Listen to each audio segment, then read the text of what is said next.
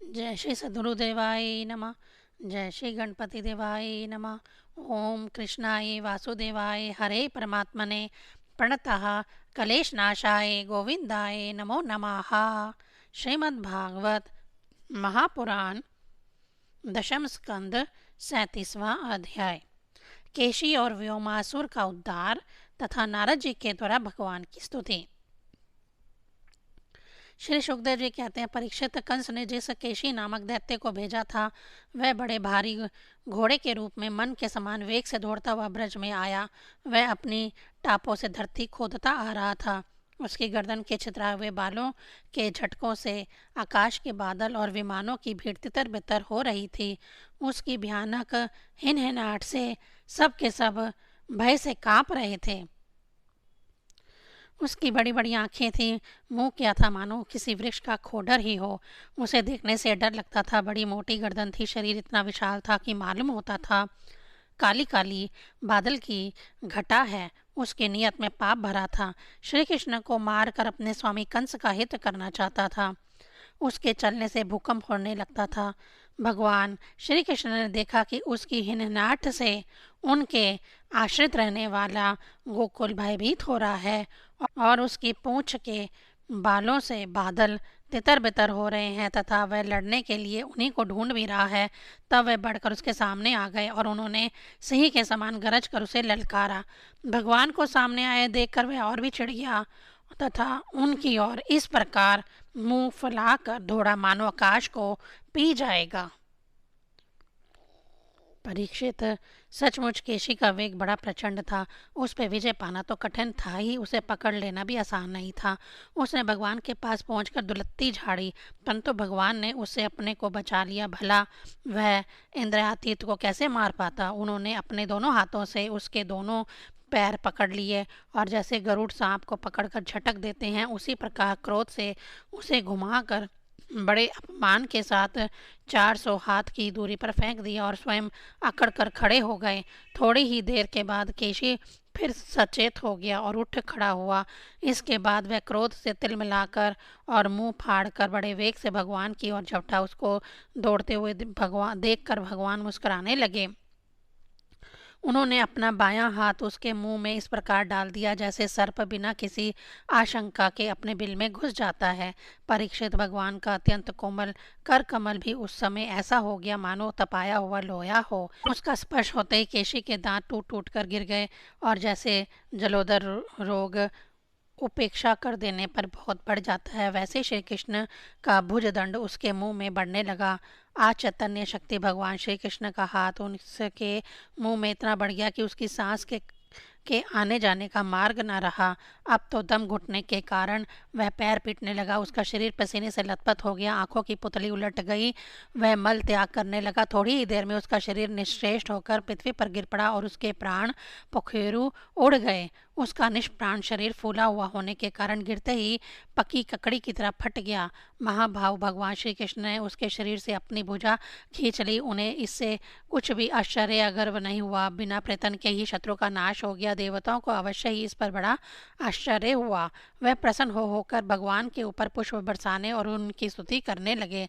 परीक्षित, देव ऋषि नारद जी भगवान के परम प्रेमी और समस्त जीवों के सच्चे हितैषी हैं। कंस के यहाँ से लौटकर वह अनायास से अद्भुत कर्म करने वाले भगवान श्री कृष्ण जी के पास गए और एकांत में उनसे कहने लगे, सच्चिदानंद स्वरूप श्री कृष्ण, आपका स्वरूप मन और वाणी का विषय नहीं है। आप योगेश्वर हैं, सारे जगत का नियंत्रण आप ही करते हैं।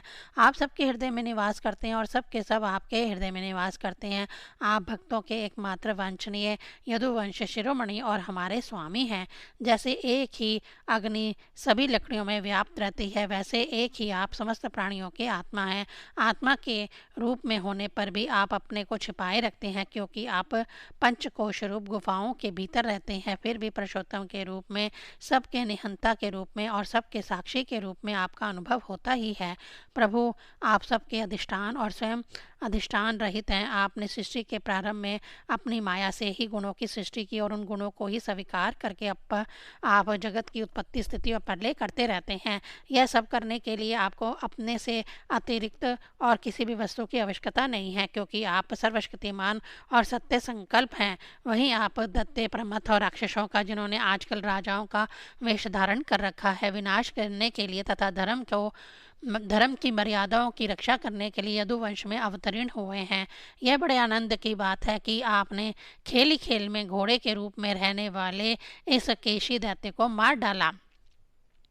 इसकी हिनहिनाहट से डर कर देवता लोग अपना स्वर्ग छोड़कर भाग जाया करते थे। प्रभु, आप परसों मैं आपके हाथों चारुण, मुष्टक और दूसरे पहलवान कुवल्या, पीड़, हाथी और स्वयं कंस को भी मारते देखूंगा। उसके बाद शंकासुर, काल यवन, मुर और नरकासुर का वध देखूंगा। आप स्वर्ग से कल्प वृक्ष उखाड़ लाएंगे और इंद्र के ची चपड़ करने पर भी उनको उसका मजा चखाएंगे। आप अपनी कृपा, वीरता, सौंदर्य आदि का शुल्क देकर वीर कन्याओं से विवाह करेंगे और जगदीश्वर, आप द्वारका में रहते हुए नृग को पाप से छुड़ाएंगे। आप जामवंती के साथ समयंतक मणि से को जामवंती से ले आएंगे और अपने धाम से ब्राह्मण के मरे हुए पुत्रों को ला देंगे। इसके पश्चात आप पौंड्रिक, मिथ्या वासुदेव का वध करेंगे, काशीपुरी को जला देंगे, युधिष्ठिर के राजसूर्य यज्ञ में चेदी राज शिशुपाल को और वहां से लौटते समय उसके मौसेरे भाई दंतवक्र को नष्ट करेंगे। प्रभु, द्वारका में निवास करते समय आप और भी बहुत से पराक्रम प्रकट करेंगे, जिन्हें पृथ्वी के बड़े बड़े ज्ञानी और प्रतिभाशील पुरुष आगे चलकर गाएंगे। मैं वह सब देखूंगा। इसके बाद आप पृथ्वी का भार उतारने के लिए काल रूप से अर्जुन के साथ सारथी बनेंगे और अनेक अक्षौणी सेना का संहार करेंगे। यह सब मैं अपनी आंखों से देखूंगा। प्रभु, आप विशुद्ध विज्ञान घन हैं। आपके स्वरूप में और किसी का अस्तित्व है ही नहीं। आप नित्य निरंतर अपने परमानंद स्वरूप में स्थित रहते हैं, इसलिए सारे पदार्थ आपको नित्य प्राप्त ही हैं। आपका संकल्प अमोघ है। आपके चिन्मय शक्ति के सामने माया और माया से होने वाला यह त्रिगुणमय संसार चक्र नित्य निवृत्त है, कभी हुआ ही नहीं। आप ऐसे अखंड एक रस सच्चिदानंद स्वरूप निरतिशय ऐश्वर्य संपन्न भगवान की मैं शरण ग्रहण करता हूँ। आप सबके अंतर्यामी और निहंता है, अपने आप में स्थित परम स्वतंत्र है। जगत और उसके आशेष विशेषों, भाव अभाव रूप सारे भेद विभेदों की कल्पना केवल आपकी माया से ही हुई है। इस समय आपने अपनी लीला प्रकट करने के लिए मनुष्यों का सा श्री विग्रह प्रकट किया है और आप यदु, वृषणी और सत्यवत वंशियों के शिरोमणि बने हैं। प्रभु, मैं आपको नमस्कार करता हूँ। श्री शुकदेव जी कहते हैं, परीक्षित, भगवान के परम प्रेमी भक्त देवऋषि नारद जी के ने इस प्रकार भगवान की स्तुति और प्रणाम किया। भगवान के दर्शनों के आनंद से नारद जी का रोम रोम खिल उठा। तदंतर उनकी आज्ञा प्राप्त करके वे चले गए। इधर भगवान श्री कृष्ण केशी की लड़ाई में मारकर फिर वो अपने प्रेमी एवं प्रसन्नचित्त ग्वाल बालों के साथ पूर्ववत पशुपालन के काम में लग गए थे और ब्रजवासियों को परमानंद वितरण करने लगे। एक समय वे सब ग्वाल बाल पहाड़ की चोटियों पर गाय आदि पशुओं को चरा रहे थे तथा कुछ चोर और कुछ रक्षक बनकर छिपने छपाने का लुकी का खेल खेल रहे थे। राजन, उन लोगों में से कुछ तो चोर और कुछ रक्षक तथा कुछ भेड़ बन गए थे। इस प्रकार वे निर्भय होकर खेल में रम गए थे। उसी प्रकार ग्वाल का वेश धारण करके व्योमासुर वहां आया। वह मायावियों के आश्चर्य मया असुर का पुत्र था और स्वयं भी बड़ा मायावी था। वह खेल में बहुधा चोरी बनता और भेड़ बने हुए बहुत से बालकों को चुरा कर छिपा आता। वह महान असुर बार बार उन्हें ले जाकर एक पहाड़ की गुफा में डाल देता और उसका दरवाजा एक बड़ी चट्टान से ढक देता। इस प्रकार ग्वाल बालकों में केवल 4-5 बालक ही बचे रहे। भक्त वत्सल भगवान उसकी यह करतूत जान गए। जिस समय वह ग्वाल बालों को लिए जा रहा था, उसी समय उन्होंने जैसे सिंह भेड़िए को दबोच ले, उसी प्रकार उसे धर दबाया। व्योम असुर बड़ा बली था। उसने पहाड़ के समान अपना असली रूप प्रकट कर दिया और चाहा कि अपने को छुड़ा लूं, परंतु भगवान ने उसको इस प्रकार अपने शिकंजे में फांस लिया था कि वह अपने को छुड़ा ना सका। तब भगवान श्री कृष्ण ने अपने दोनों हाथों से जकड़कर उसे भूमि पर गिरा दिया और पशु की भांति गला घोट कर मार डाला। देवता लोग विमानों पर चढ़कर उनकी यह लीला देख रहे थे।